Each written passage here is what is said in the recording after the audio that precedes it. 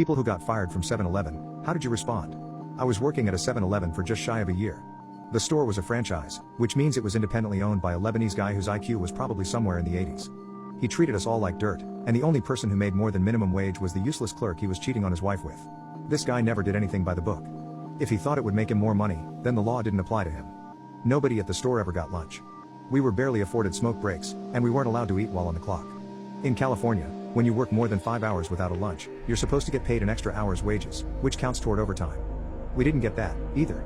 On top of that, when he did payroll, he wouldn't actually go by when you clocked in and out, he went by the schedule he wrote.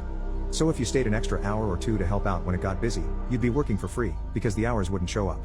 There were several times he wrote me up for showing up late, because he would change my shift without telling me. So, here's where the trouble starts.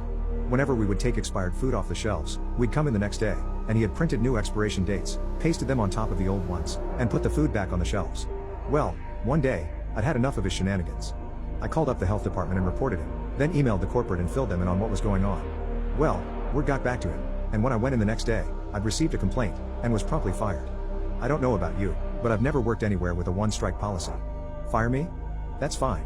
Since the day I started there, I'd been keeping records. I had copies of every schedule posted, and every pay stub I'd ever received. I went to the labor board that day, and picked up the paperwork I needed.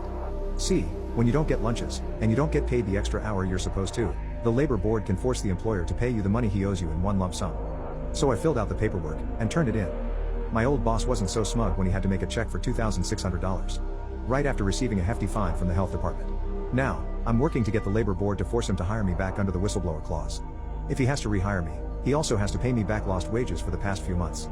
Also, my old coworkers get lunch now. I felt like unless I did something, he was going to get away with being a worthless human being. I simply could not abide by the idea of him suffering no consequences for his actions.